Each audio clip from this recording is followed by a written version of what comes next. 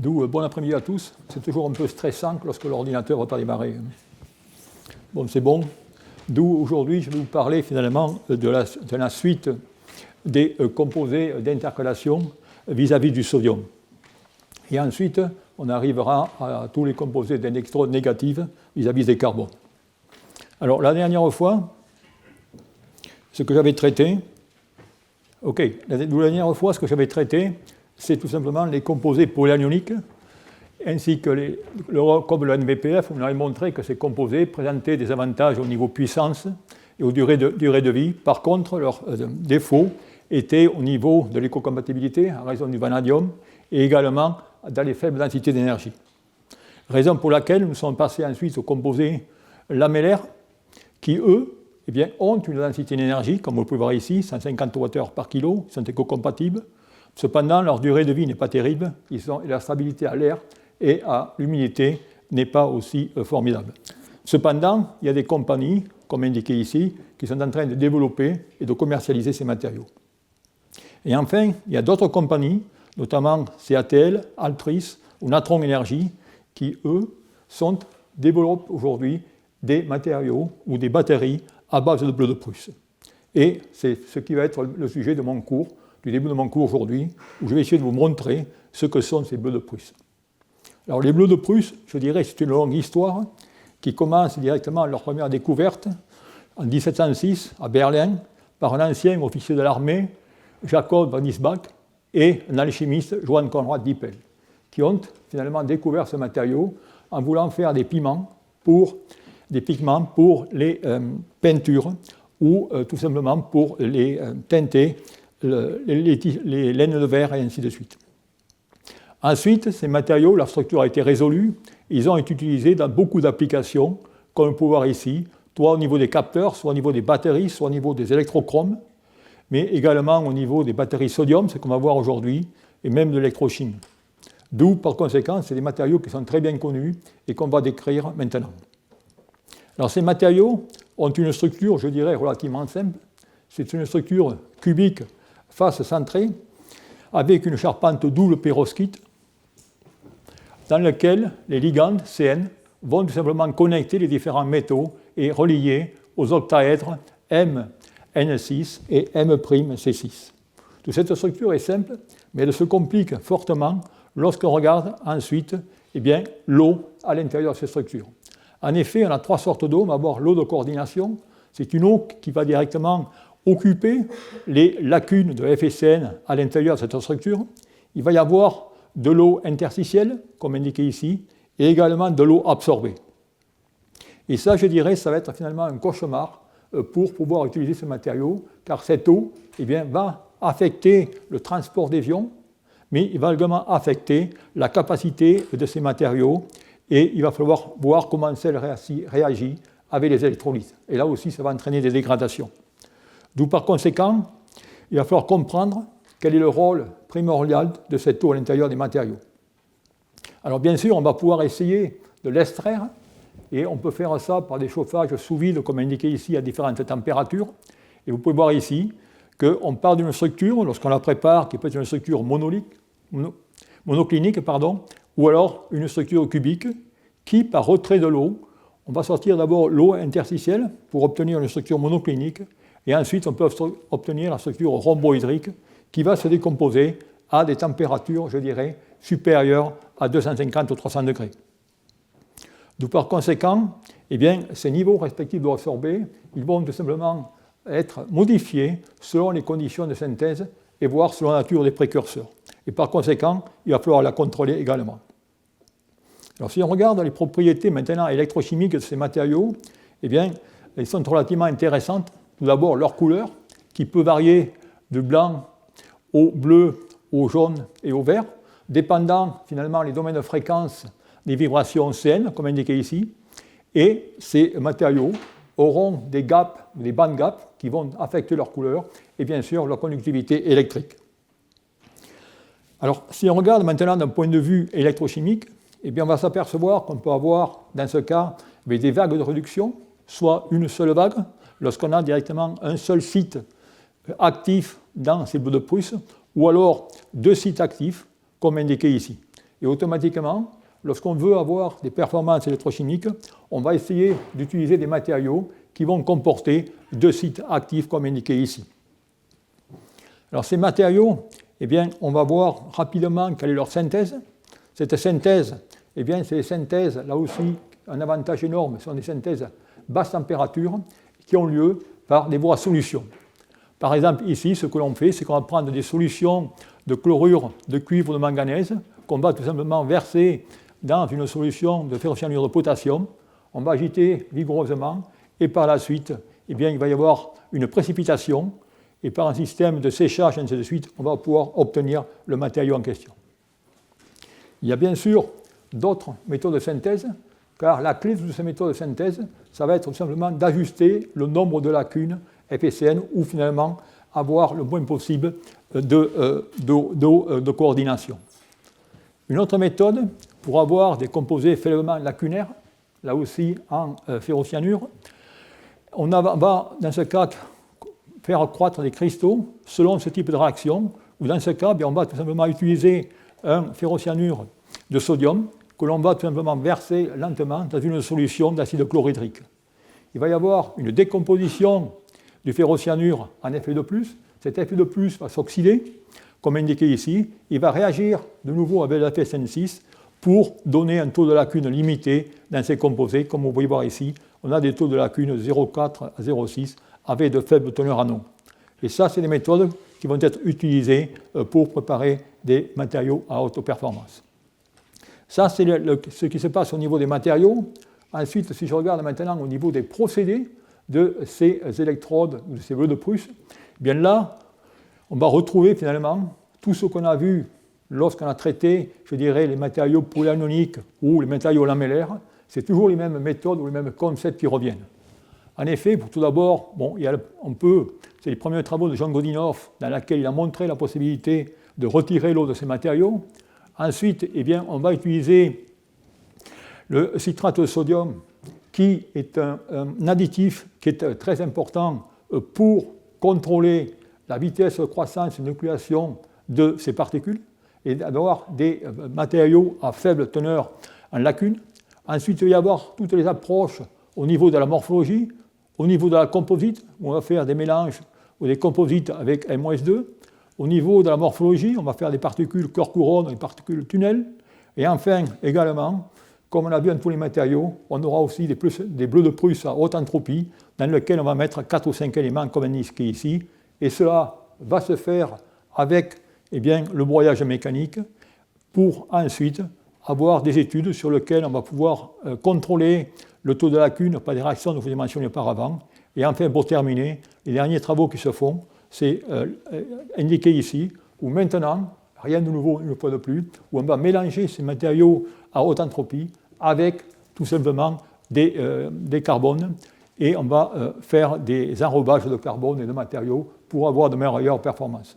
D'où tout cela, si je peux dire, c'est finalement des concepts qui ont été déjà vus, indiqués avec tout autre type de matériaux qu'on va retrouver ici. Et vous allez voir que dans ces cours, eh bien, ça va souvent être le cas.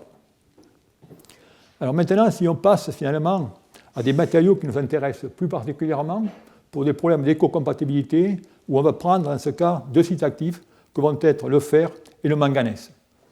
Alors ces matériaux se préparent là aussi, comme indiqué ici, du ferrocyanure de sodium avec un sel chlorure de manganèse comme précurseur de fer et de manganèse, où on va utiliser dans ce cas du citrate de sodium, dont le rôle est très important, car c'est lui qui va directement contrôler le taux de lacune à l'intérieur de ces matériaux. Et grâce à cela, eh bien, on va obtenir une poudre, et cette poudre, qui contient de l'eau, comme je l'ai mentionné au départ, eh bien, on va tout simplement faire différents chauffages pour la retirer. Vous avez une courbe ici de thermogravimétrie qui vous montre les températures auxquelles vous allez perdre de cette eau. Si on fait cela, eh bien, on va pouvoir obtenir 2 structures que je vais directement dénoter la structure hydratée, NaMnHCF, comme vous pouvez voir ici, qui contient, vous voyez, dans ce cas, des lacunes 0,09 et 2 H2O. Et enfin, je dirais la structure déshydratée en allant à plus haute température, à 75 degrés, dont la formule est indiquée ici. Vous voyez que très peu d'eau résiduelle, mais 0,08 H2O, c'est quand même une quantité importante pour des performances en batterie. Alors si on regarde maintenant les propriétés électrochimiques de ces matériaux, eh bien voilà tout simplement le composé hydraté dans lequel vous avez la courbe électrochimique. Vous voyez ici deux plateaux, comme indiqué ici, et si on fait des études qui ont été faites par spectroscopie d'absorption des rayons X, où on peut arriver à déterminer à quel état d'oxydation le premier plateau ou le second plateau correspondent. Et on voit que le premier plateau ici correspond à réduction, oxydation du fer, et le deuxième à celle du manganèse. Ça, c'est pour le composé hydraté. Maintenant, si vous prenez le composé qui est déhydraté, bien vous apercevez que vous n'avez plus de plateau, mais vous n'avez plus qu'un seul plateau. Et si on fait les mêmes études par spectroscopie d'absorption, bien vous apercevez que dans ce cas, on a tout simplement, en même temps, la variation de l'état d'oxydation du fer et du manganèse. D'où, dans ce cas, la question qui se pose, c'est pourquoi on a deux plateaux dans un cas, et pourquoi finalement le fer est peut-être bas spin, tandis que le manganèse est haut spin.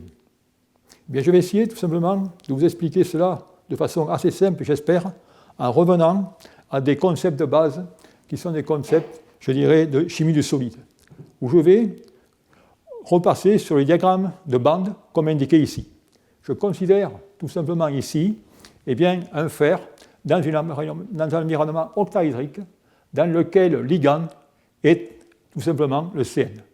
Et dans ce cas, c'est un ligand accepteur puisque les orbitales pi de ce ligand sont vacantes et sont situées au-dessus de celles du métal.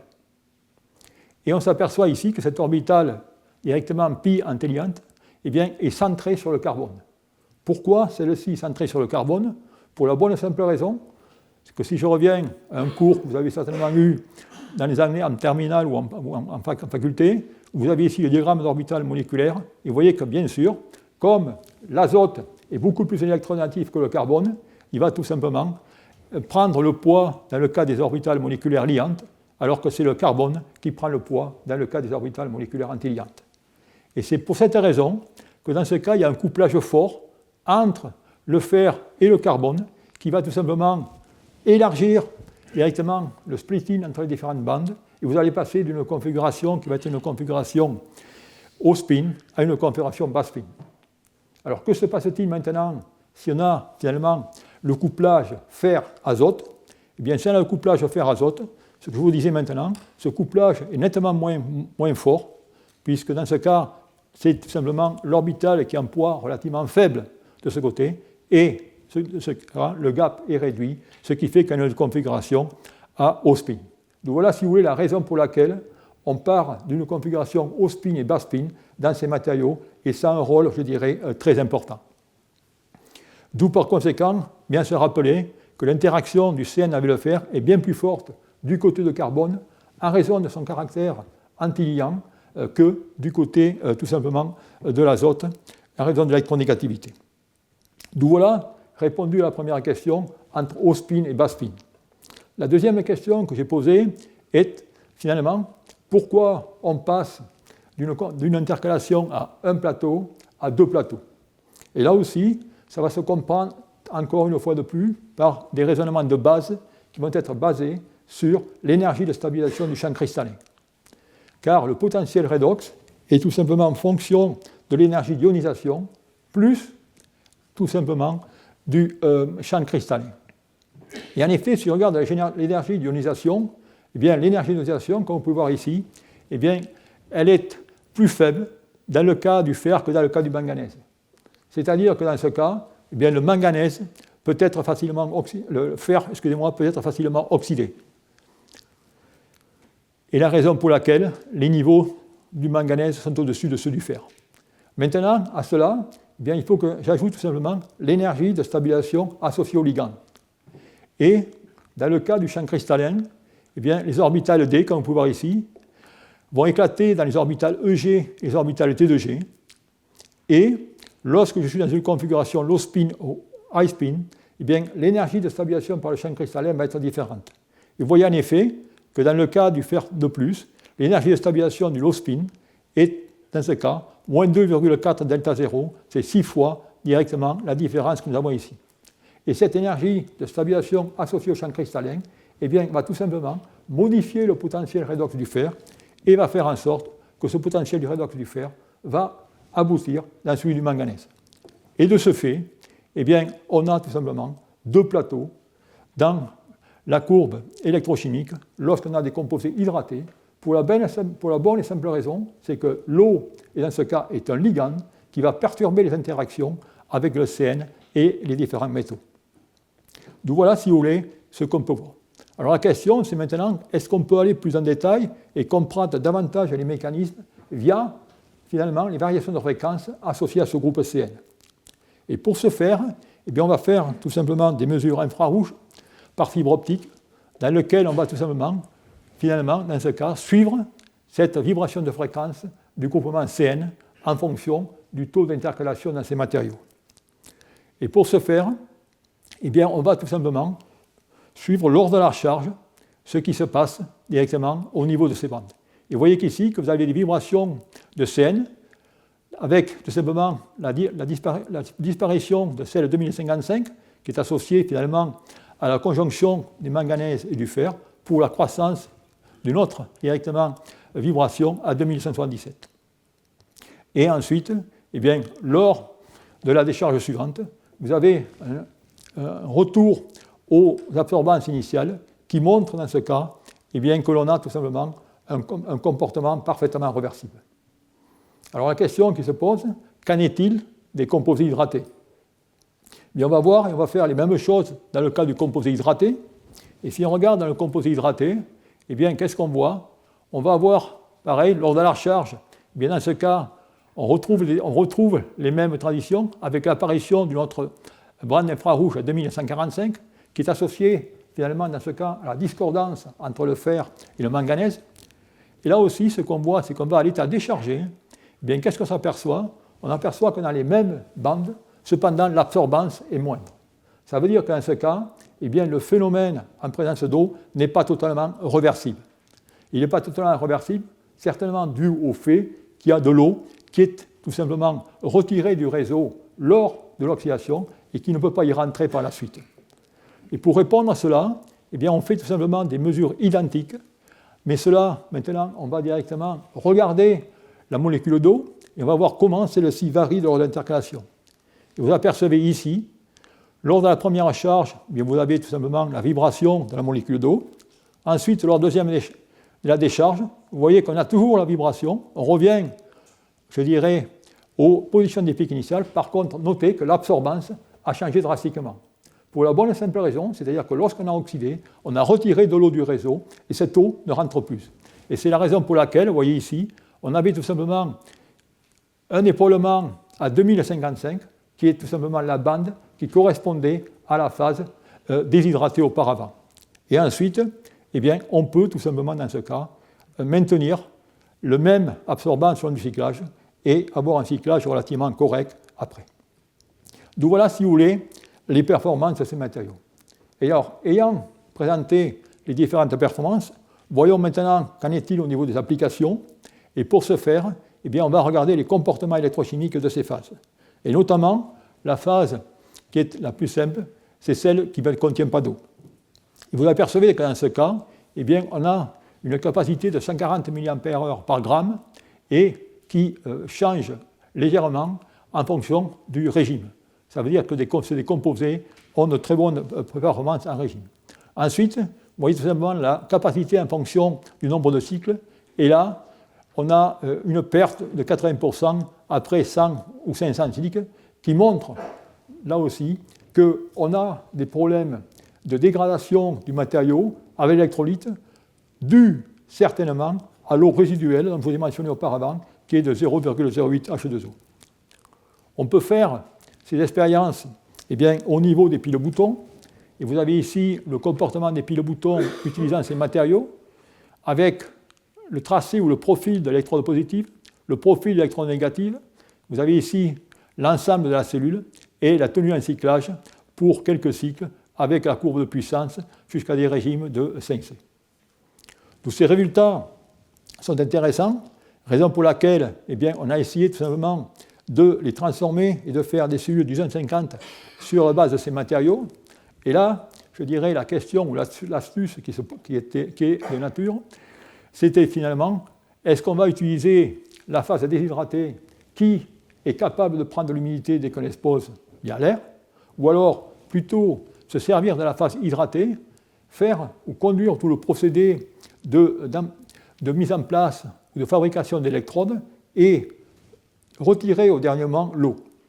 Et ces travaux qui ont été faits ici, dans lesquels les électrodes ont été faites, et ensuite, dans une salle sèche, on peut retirer l'eau pour obtenir la phase déshydratée. Et si on fait ça, eh bien, on peut fabriquer des batteries dont les performances sont indiquées ici, avec des capacités de 600 à 700 mAh pour une cellule de 50, avec une densité d'énergie de 130 watts par kilogramme, une tenue en puissance qui est indiquée ici, avec 72% à 10C, et là aussi, vous voyez une tenue en cyclage jusqu'à 5 cycles, mais qu'une fois de plus, n'est pas des plus attractives en raison d'une migration d'électrolyse. Donc voilà, si vous voulez, c'est ce genre de travaux qui ont conduit, je dirais, plusieurs compagnies à développer ces bleus de Prusse. Ces bleus de Prusse, notamment, eh bien, c'est ATL, je vous montrerai par la suite ce qui a été fait avec. Il y a Altris et également Northvolt qui développent cette technologie. Alors là aussi, c'est toujours pareil, il y a beaucoup d'annonces. Il y a eu des annonces comme quoi on doit avoir des échantillons en 2024, dont la densité d'énergie était de 160 Wh par kilogramme, avec bien sûr l'avantage qui est tout simplement l'éco-compatibilité, mais je dirais à ce jour, il y a beaucoup de promesses non tenues et on attend toujours ces prototypes. Et je vais vous montrer finalement que grâce à ces bleus de Prusse, eh bien, on peut avoir d'autres applications et vous montrer également ce qu'une autre compagnie a réussi à faire grâce à ces bleus de Prusse. En effet, j'ai mentionné la richesse de cette famille de matériaux. Et cette richesse de famille de matériaux est tout simplement liée à la configuration haut spin et bas spin des éléments 3D et la combinaison qu'on peut faire avec. Et c'est ainsi qu'on peut avoir de nombreuses courbes électrochimiques, comme mentionné ici, dans lesquelles, vous voyez, j'appareille le nickel, le fer, j'appareille le manganèse, le fer, ainsi de suite. Et si je regarde, bien, dans ces courbes électrochimiques, il y en a une qui est relativement surprenante, qui est celle en jaune, qui est le bleu de Prusse, qui est tout simplement à base de manganèse, c'est-à-dire que les deux métaux actifs sont le manganèse. Et vous allez voir que cela, eh bien, c'est relativement intéressant avec une électrochimie particulière. Tout ce qu'on va faire maintenant, en quelques transparents, c'est regarder ce matériau et voir comment un composé qui présente des intérêts tant au niveau fondamental qui vont se transformer au niveau appliqué. Et en effet, on va voir comment on peut d'abord synthétiser ce matériau. On fait une synthèse, vous êtes habitué maintenant, il n'y a rien de bien surprenant, une synthèse par coprécipitation, où là, tout simplement, on va utiliser un nitrate de manganèse, du cyanure de sodium, et dans un milieu en large excès de chlorure de sodium, pour obtenir, une fois de plus, après des précipitations et des séchages, la phase que l'on souhaite, comme indiqué ici, avec, vous voyez ici, des lacunes qui sont relativement faibles. Alors, ce qui est intéressant, c'est que si on regarde ce comportement électrochimique de cette phase, eh bien, on s'aperçoit qu'on prépare à la phase Na2, on peut la réduire à Na3 en y ajoutant un sodium, et ensuite on peut retirer 3 sodiums. Et tout cela, eh bien, est associé à des changements de structure, c'est-à-dire qu'on part d'une phase monoclinique, ensuite on va à une phase monoclinique distordue, on revient à une phase orthorhombique, et on va également par la suite à une phase cubique. Et la question qui se pose là aussi, c'est quel est le mécanisme réactionnel? Que se passe-t-il? Quelle est l'origine de ces transformations et surtout les états d'oxydation qui sont imbriqués dans ces matériaux? Est-ce le bas spin? Est-ce le haut spin? Et ainsi de suite. Alors pour répondre à cela, bien une fois de plus, on va avoir recours à des techniques analytiques. La première, dont vous êtes maintenant bien habitués, c'est tout simplement à l'infrarouge. Et grâce à l'infrarouge, bien là aussi, on peut voir tout simplement les vibrations CN qui sont différentes et auxquelles on va pouvoir associer tout simplement des états d'oxydation. Vous voyez ce qui se passe lorsque je rajoute un sodium. Si maintenant, bien, je sors son sodium et je vais dans la phase Na3, Na2, Na1, ainsi de suite, eh bien je vois que j'ai des modifications de ces spectres infrarouges qui vont m'être très utiles pour comprendre les mécanismes réactionnels au niveau du manganèse. Alors ces mécanismes réactionnels, eh bien, on va y avoir accès, je dirais, de deux façons. La première façon, c'est tout simplement par des simulations DFT. À partir de la structure, on va pouvoir tout simplement calculer les fonctions de densité d'état. Ces fonctions de densité d'état vont me permettre de générer un spectre infrarouge que je vais comparer au spectre expérimental. Et grâce à cela, eh bien, je peux déterminer quels vont être les différents états d'oxydation eh bien, du manganèse dans ces matériaux. Et vous apercevez que dans ce cas, eh bien, toute l'activité électrochimique n'a pas lieu sur le manganèse à haut spin, mais a lieu sur le manganèse à bas spin. Alors la question, finalement, tout ça c'est des calculs DFT, est-ce qu'on y fait confiance ou pas? On va tout simplement voir qu'on peut vérifier cela par des mesures analytiques et des mesures qui ont été faites aux grands instruments, c'est-à-dire, c'est des mesures qui ont été faites par résonance inélastique des rayons X par la technique RIX. C'est-à-dire que comment on mesure un spectre RIX? C'est-à-dire qu'on va faire varier l'intensité des photons incidents qu'on rapporte sur l'axe Y, et ensuite on va mesurer tout simplement les photons, les photons émis, les photons inélastiques émis, comme indiqué ici. Et vous apercevez qu'on a dans ce cas l'excitation et l'émission. Et on s'aperçoit que si on regarde le matériau, le pristine, dans son état eh bien, normal, on a du manganèse plus 2, et on est en train directement de voir quelles sont les interactions DD à l'intérieur de ces matériaux. Et vous apercevez ici certains accidents le long de ces courbes pointillées qui indiquent les interactions T2G et EG.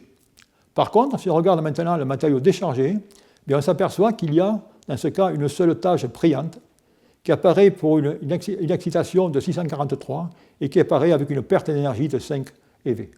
Et ça, c'est la caractéristique du manganèse plus 1 qui a été observé pour la première fois par ces techniques. D'où ça prouve bien que dans ces matériaux, eh bien, on a du manganèse plus 1.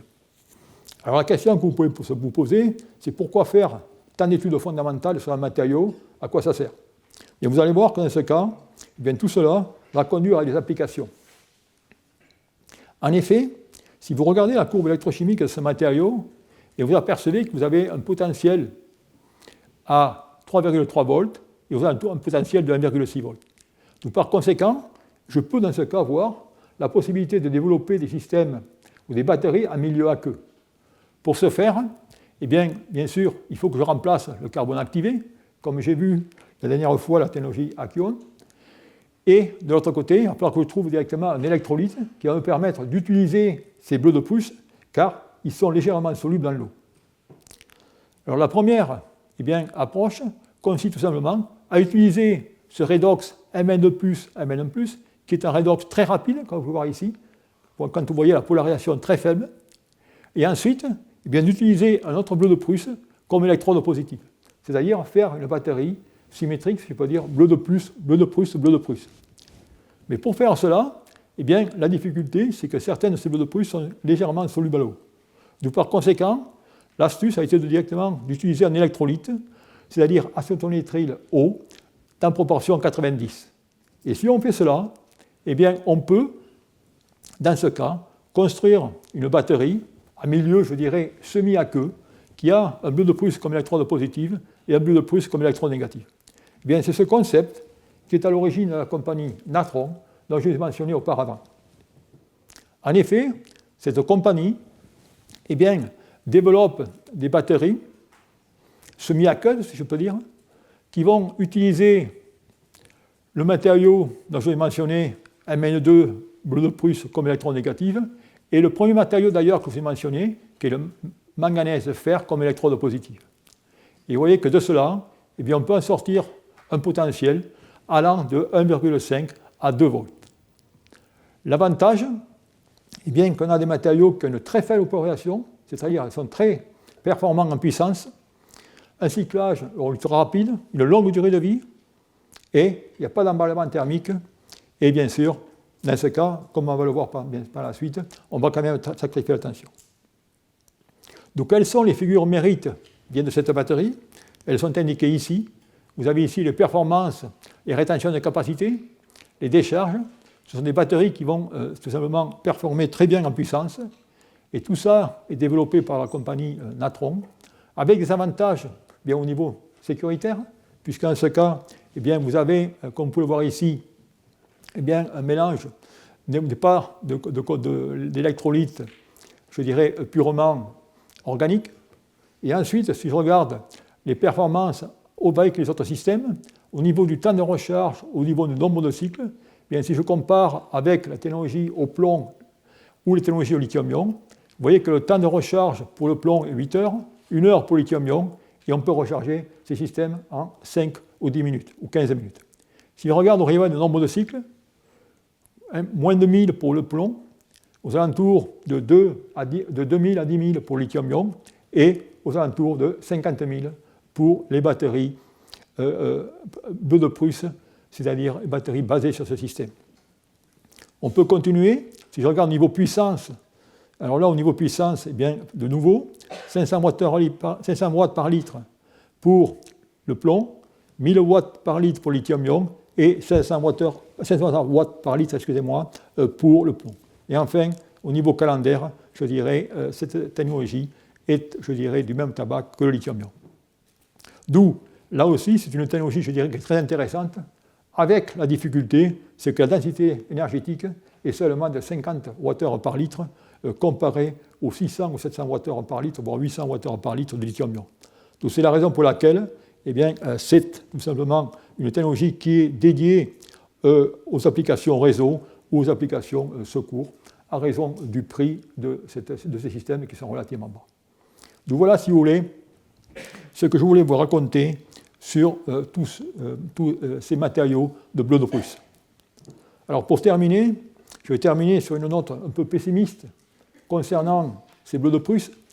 Et cette note pessimiste, elle vient tout simplement de CATL, de septembre 2024, dans lequel CATL, qui a été un des pionniers dans le développement de ces bleus de Prusse pour des batteries sodium-ion, eh bien, se rend compte qu'aujourd'hui, il sera difficile de battre le lithium phosphate, mais surtout, eh bien, ils s'aperçoivent tout simplement que des problèmes associés certainement à la teneur en eau résiduelle dans ces matériaux est un cauchemar, raison pour laquelle eh bien, ils ont, je dirais, actuellement transposé leurs efforts à des technologies lamellaires et ainsi de suite. Donc voilà, si vous voulez, ce que je voulais vous raconter sur les électrodes positives pour les batteries sodium-ion, et cela va m'amener à continuer et voir, je dirais, un autre monde, qui va être le monde opposé aux électrodes positives, qui va être celui de l'électrode négative et celui des carbones. C'est la raison pour laquelle je vais faire cette transition et maintenant passer et voir comment ou quelles sont les anodes qu'on va coupler avec ces matériaux d'électrodes positives dont je vous mentionnais. Alors là aussi, c'est la raison pour laquelle des fois c'est rébarbatif dans le domaine des batteries, on va retrouver tous les matériaux qui ont été étudiés pour l'électrode négative. Et là aussi, on va retrouver les mêmes familles de matériaux ou les mêmes types d'anodes qu'on avait dans le cas du lithium-ion. C'est-à-dire qu'on va avoir les intermétalliques, on va avoir les carbones, et ainsi. Donc c'est la raison pour laquelle, eh bien, ce que je vais essayer de couvrir relativement rapidement dans ce cours vont être les carbones. Et là, je vais tout simplement m'étendre sur les carbones, le graphite, le carbone dur, et voir quelle est l'importance de ces matériaux. Et ensuite, je passerai sur les anodes bidimensionnelles pour terminer sur les anodes de type conversion, de type alliage, et ainsi de suite. D'où, question numéro 1, c'est lorsqu'on regarde l'électron négative, c'est quelle problématique qu'on essaie de résoudre. Donc voilà aujourd'hui les carbones durs qui sont utilisés à la technologie sodium-ion. Voilà les courbes électrochimiques. Ces courbes électrochimiques avec une décharge, avec deux régimes qu'on verra par la suite. Et la question qu'on veut résoudre, c'est qu'on a des capacités de 300 mA par gramme, des densités de 1,95 et des porosités d'électrodes de 40%. D'où les souhaits pour les applications, eh bien, c'est augmenter la capacité, abaisser la porosité et bien sûr maintenir les procédés bas coût. Alors c'est intéressant parce que si vous prenez 95% des papiers scientifiques, il n'y en a aucun qui vous mentionne la porosité d'une électrode ou le coût encore moins des procédés. Alors si on regarde directement ces types de carbone, alors la question qu'on peut se poser, c'est pourquoi on n'utilise pas le graphite comme dans le cas du lithium. Bien, la raison est très simple. Parce que tout simplement, il n'y a pas des composés d'insertion avec le sodium, comme il y a avec le lithium, ou comme il y a avec directement le potassium. Vous voyez ici les différents composés, les différents stades, lithium 6, lithium C12 et lithium C18, et ou Kc8 dans le cas du potassium. Et vous voyez que si je regarde les courbes électrochimiques, et si je fais de l'intercalation du sodium, du lithium et du potassium dans les carbones, je m'aperçois que je n'ai aucune capacité dans le cas du sodium, alors que j'en ai dans le cas du potassium, et bien sûr davantage dans le cas du lithium. D'où ça, si vous voulez, c'est un des problèmes majeurs, et raison pour laquelle on ne peut pas utiliser du graphite dans le cas des technologies au sodium. Alors bien sûr, les chercheurs ont tenté de contrecarrer cela. Il y a eu des études intéressantes, et notamment une étude dont je vous mentionne ici, un professeur de Cornell University, professeur Asher, qui a réussi à préparer un composé d'intercalation du sodium. Alors ce composé a été préparé selon les conditions relativement sophistiquées indiquées ici, dans lequel, dans ce cas, on va tout simplement mettre de la poudre de graphite dans du sodium fondu à 400 degrés C et voir ce qui se passe. Et effectivement, il a pu obtenir un matériau dont il a regardé la structure, et la structure, effectivement, montre qu'il y a, je dirais, insertion de sodium dans le graphite à 400 degrés C. Il a pu résoudre la structure. Vous avez dans ce cas une structure à 8 feuillets, c'est-à-dire que vous avez un sodium qui s'intercale tous les 8 feuillets. C'est la raison pour laquelle la formule est Na64C, avec, dans ce cas, la distance des feuillets dans lesquels le sodium s'est intercalé, qui est de 4,5 angstroms, comparée à la distance de 3,36 angstroms. Mais ça, c'est des travaux qui ont été faits à haute température, mais à ma connaissance aujourd'hui, personne n'a pu montrer l'existence de cette phase à température ambiante par électrochimie. Alors, comme vous pouvez voir ici, l'astuce, effectivement, si vous voulez mettre des alcalènes dans le carbone, ça serait directement dans le graphite, c'est-à-dire d'étendre ces feuillets. Alors, une autre étude qui a été faite, toujours dans le même concept, est une étude dans laquelle il y a une tentative d'expansion des feuillets de graphène. Et cela, comment ça s'est fait? On prend du graphite, on fait une oxydation pour obtenir le graphite oxide, c'est-à-dire qu'on va, dans ce cas, étendre, élargir les feuillets, et ensuite on va faire une réduction, avec dans ce cas un effet mémoire, et certainement sans oxygène résiduel, qui vont permettre d'avoir une distance interfeuillée qui va être de 4,3 angstroms, qui va être au-dessus des 3,6 angstroms qui sont nécessaires pour intercaler les alcalins, et ainsi de suite. Et grâce à cela, ces chercheurs ont pu montrer que le graphite, ou ce graphite, je dirais, qui a été élargi, présente une certaine activité électrochimique, mais comme vous pouvez voir ici, les courbes ont une très forte polarisation, et de plus, la capacité est faible, et la tenue en cyclage n'est pas terrible. Donc voilà, si vous voulez, ce qui a été fait. Alors la question, quand on regarde le carbone dur, on peut se dire, mais est-ce qu'on pourrait apprendre quelque chose de ce qui s'est passé dans le cas du lithium? Et effectivement, dans le cas du lithium, dessiner l'électrode négative de lithium qu'on a aujourd'hui a été, je dirais, un travail de longue haleine. Un travail qui a pris au moins 25 ans. Car au départ, effectivement, on avait la même problématique. On a commencé avec des carbones mous, pour la bonne et simple raison, c'est qu'on ne pouvait pas intercaler, à l'époque, du lithium dans les graphites.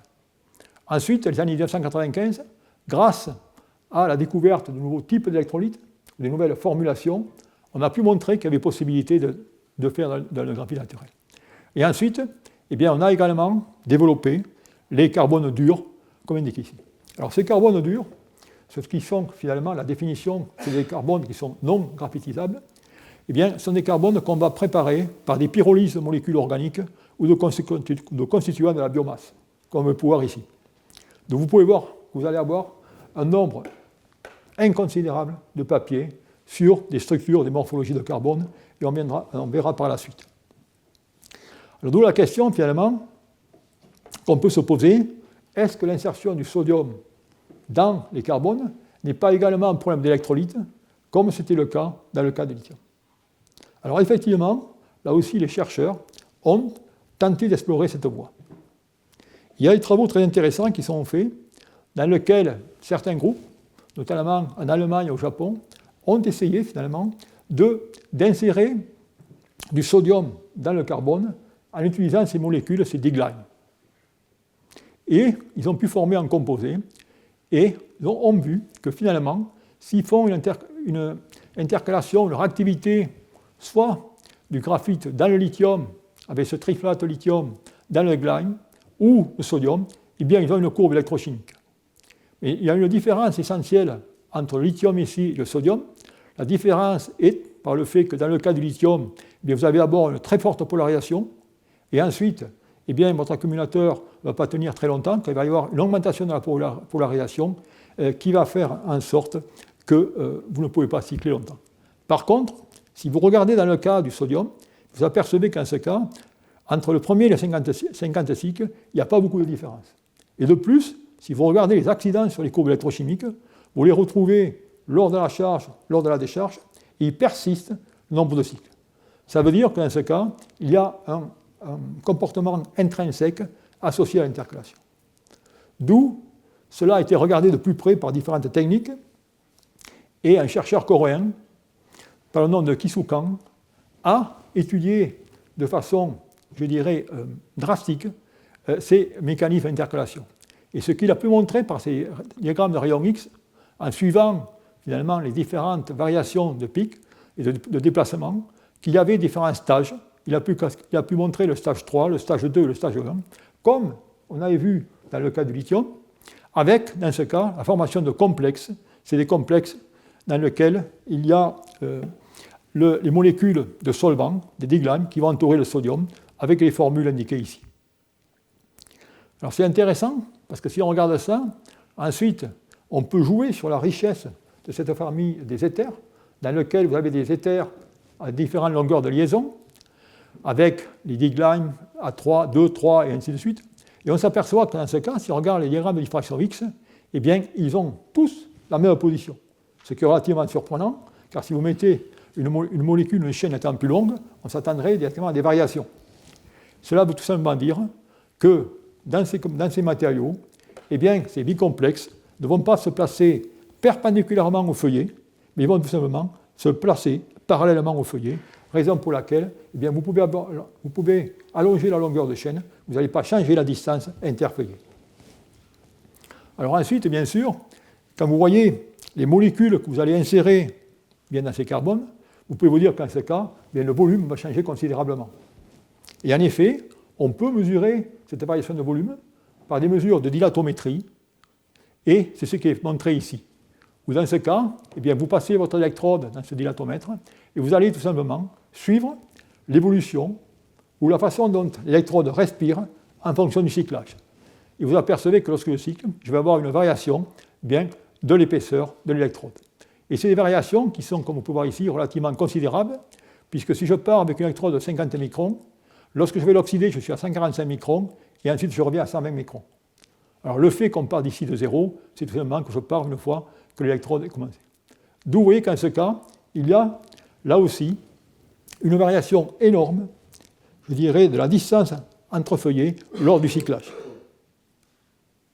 Si on regarde les courbes électrochimiques, une fois de plus, surprise, que j'y mette directement des glimes à deux longueurs de chaîne, 3 longueurs de chaîne, ou ainsi de suite, j'ai toujours les mêmes courbes électrochimiques, et la seule différence est tout simplement dans le potentiel, dû à un effet d'écrantage.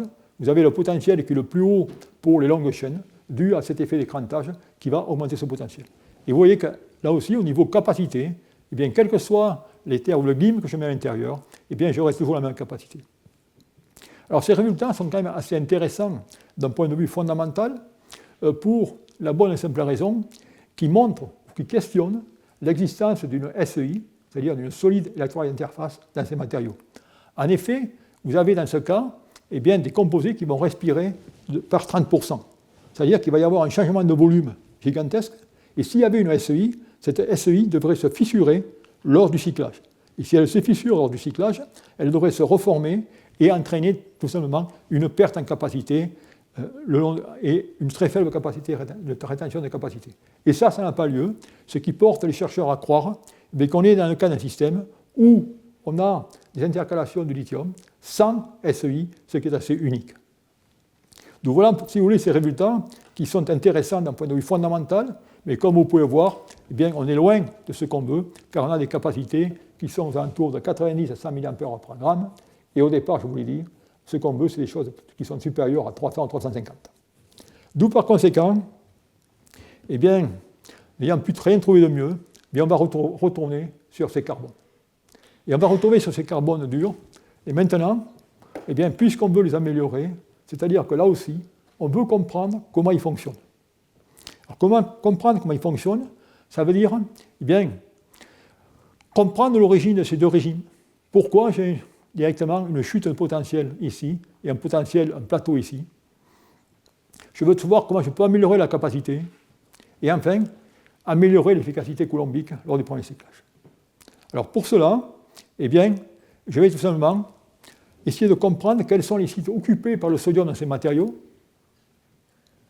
quelle est l'importance de la distance entre les couches d'amène graphitique, quelle est l'importance de pores, de nanopores dans ces structures, et également l'importance des défauts que j'ai dans mes carbones. Et tout cela, eh bien, va tout simplement conduire, le long de ces 10 dernières années, ou a conduit le long de ces dernières années, à différents modèles. Différents modèles dans lesquels, sur le mécanisme de remplissage par insertion, ensuite par absorption, et ainsi de suite, ainsi de suite. Et vous allez voir que je vais tout simplement, bien sûr, me concentrer sur le dernier modèle, qui semble être le plus convaincant et le plus juste. Alors, ce qu'on va voir maintenant, la question qu'on va se poser, c'est quelle est la morphologie de ces carbones et quelle est l'importance? Et là, je vais avoir recours à une étude, je dirais une étude brillante, d'un chercheur japonais, Yamada, qui a tout simplement étudié de façon rigoureuse cette morphologie à l'intérieur de ces carbones. Alors pour cela, il a tout d'abord commencé à prendre des précurseurs de carbone obtenus par un traitement hydrothermal du saccharose, qu'il a ensuite chauffé à différentes températures. Et il va utiliser des techniques qui sont les techniques de diffusion des rayons X au bas angle et au large angle.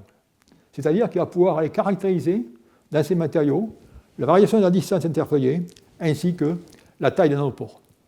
Et ici, ce que vous regardez, c'est tout simplement l'évolution, dans ce cas, un spectre wax, comme je mentionnais, en fonction de la température. Vous voyez les pics à 2 θ qui sont à 21, qui sont directement, dans ce cas, qui sont les distances interfeuillées. Vous avez le pic à 42 ou 43, qui dans ce cas représente finalement la perte d'arrangement entre les différents plans de graphène atomique. Et vous voyez qu'en ce cas, eh bien, lorsque j'augmente la température, je vais avoir un shift vers des angles plus petits. Ça veut dire que ma distance, dans ce cas, eh bien, interfeuillée va diminuer. Et si je regarde maintenant eh bien, les spectres Sachs, vous apercevez que dans ce cas, si je trace le vecteur de diffusion Q en fonction de l'intensité, vous apercevez que je n'ai pas une décroissance monotone, mais j'ai l'apparition d'une bosse dont l'amplitude va augmenter au fur et à mesure que je vais directement utiliser de plus hautes températures. Et je peux corréler, ou je peux directement résumer ces deux graphes dans ce tracé ici, dans lequel je trace la distance interfeuillée en fonction de la température, ainsi que la taille des pores. Et vous voyez que la distance interfeuillée décroît lorsque je vais en température, alors que la taille des pores augmente. Donc, ayant fait ces mesures, eh bien, il a directement déterminé les propriétés électrochimiques de ces matériaux. Et vous voyez que là, il y a des différences drastiques.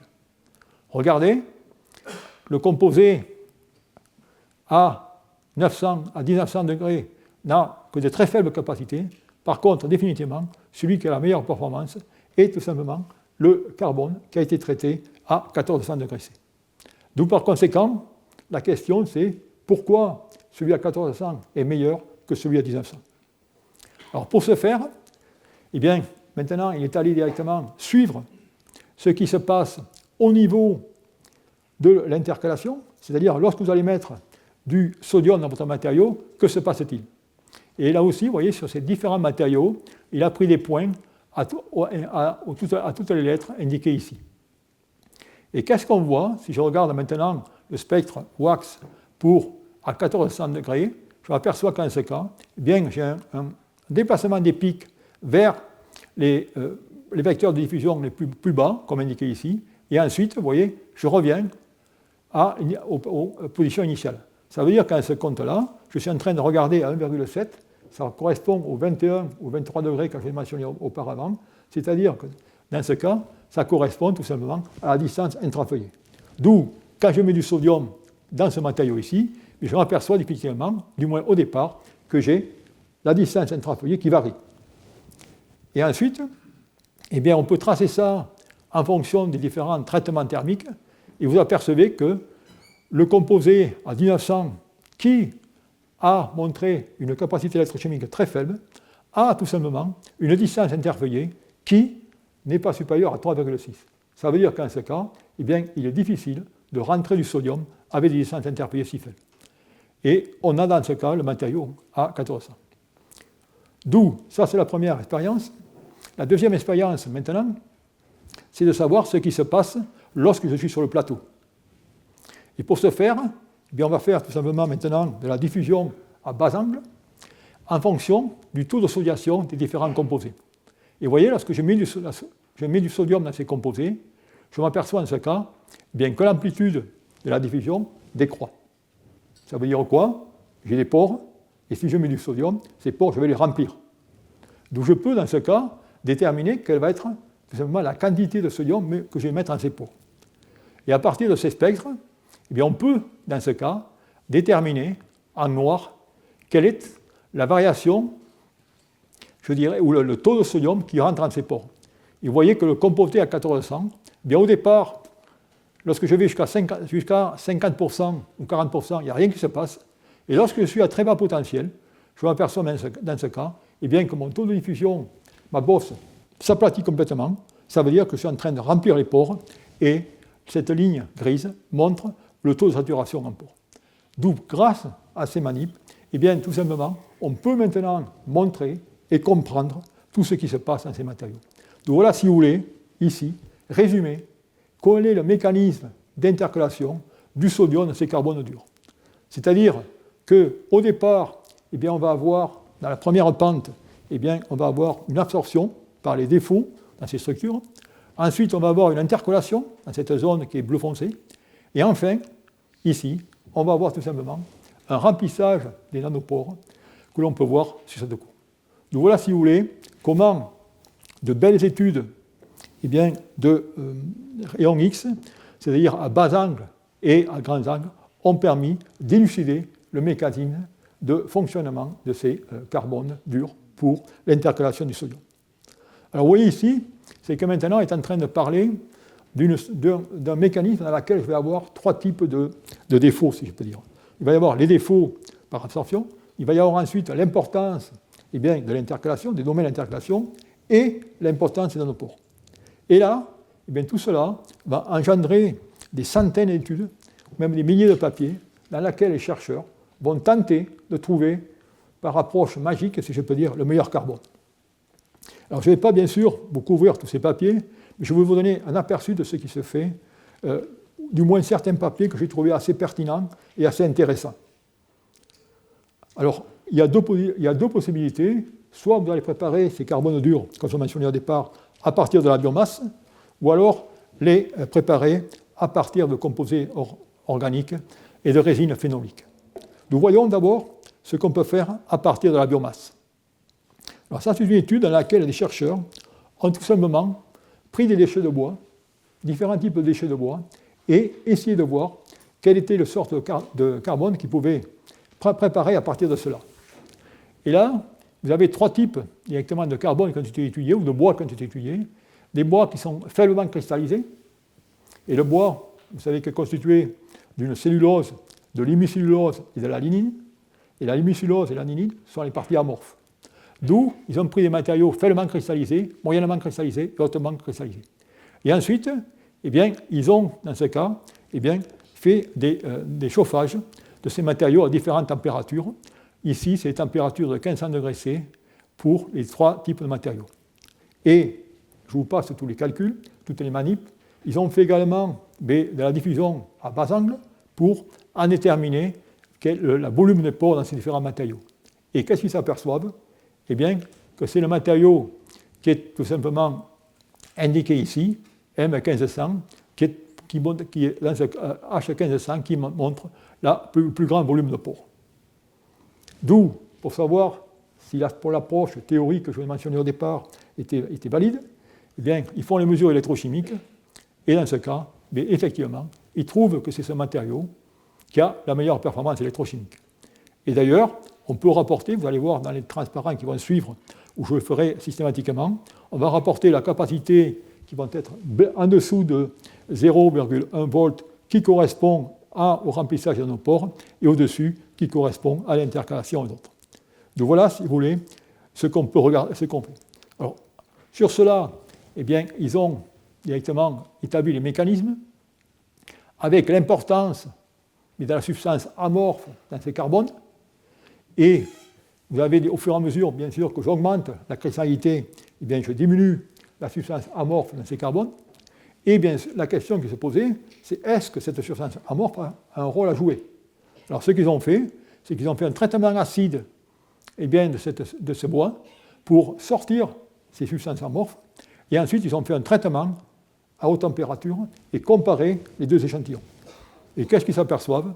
Eh bien, ils s'aperçoivent effectivement que lorsqu'on sort cette substance amorphe, eh bien, ces carbones sont nettement moins performants. Pourquoi? Car cette substance amorphe va tout simplement contrôler ou empêcher la graphitisation totale du carbone et va permettre, je dirais, des recouvrements de feuillets graphite pour créer cette porosité. Et grâce à ces carbones qui ont une capacité de 380 mA par gramme, ils ont démontré qu'ils pouvaient, dans ce cas, eh bien, obtenir également faire des batteries sodium-ion. Ici, vous avez une batterie sodium-ion qui va utiliser ce carbone et, comme électrode positive, ce pyrophosphate dont je vous ai mentionné lors du premier cours. Et vous avez dans ce cas des courbes électrochimiques relativement intéressantes avec des capacités en cyclage, bien sûr, c'est des phosphates, d'où les capacités sont inférieures à 100 mA par gramme. Donc voilà, si vous voulez, ce qui se fait dans le cas de ces carbones. Alors ensuite, il y a d'autres manips intéressantes qui, je dirais, ne sont pas les plus originales, qui proviennent, dans ce cas, tout simplement, de doper le carbone avec l'azote. Et ça, c'est des manips qu'on a déjà vues dans le cas du lithium, qui se répètent dans la catalyse, et ainsi de suite, où les chercheurs, bien, tout simplement, vont mélanger de la cellulose,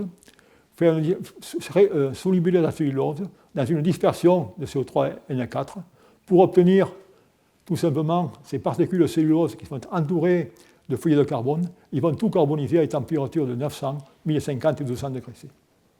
Et là aussi, ils vont faire des études avec la microporosité, la nanoporosité, par les techniques que je vous ai mentionnées, pour obtenir, comme vous pouvez voir ici, les courbes électrochimiques. Mais lorsque vous voyez les courbes électrochimiques, vous avez compris que ces techniques ne sont pas terribles. En effet, les capacités sont faibles, les polarisations sont importantes, avec des accidents long des courbes. Et vous voyez ici les résultats dans lesquels on plotte une fois de plus la capacité au-dessus de 0,1 volt et en dessous de 0,1 volt. Donc voilà ce genre de travaux qui se font.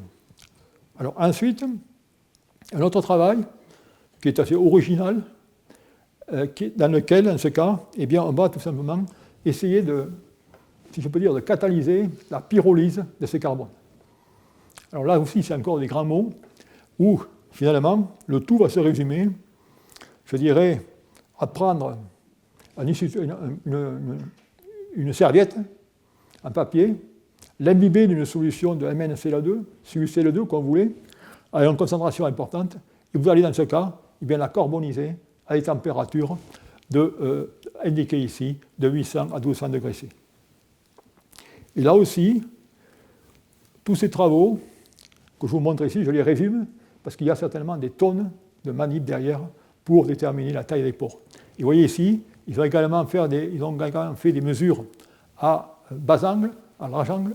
Vous voyez dans ce cas la distance interfeuillée, vous voyez là aussi le diamètre des pores, avec, toujours pareil, une composition magique en chlorure de manganèse qui est 0,04 m.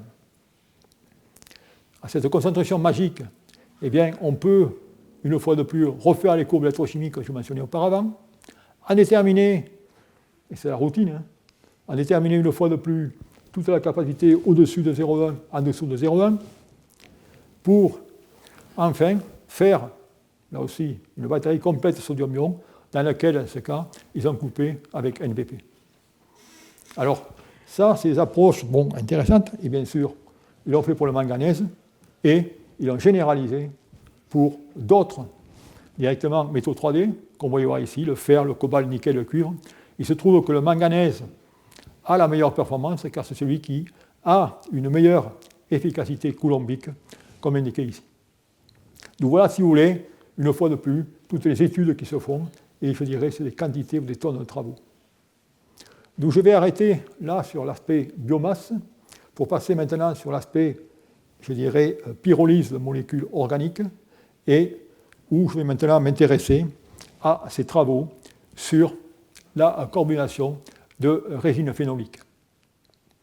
Alors là aussi, plusieurs groupes ont fait des études là-dessus, où on s'aperçoit qu'on peut avoir, dans ce cas, des matériaux avec des porosités ou des non-porosités, je dirais, souhaitables pour de très bonnes performances. Et vous avez ici des traitements thermiques de ces différents matériaux à différentes températures, 1100 degrés, 1300 degrés, 1500 degrés, et vous apercevez les capacités. Et là aussi, il y a des capacités de 386 mA par gramme qui deviennent, je dirais, supérieures à ceux que je voulais au départ, avec des tenues en cyclage qui sont relativement excellentes. Alors ça, c'est des matériaux qui sont très intéressants.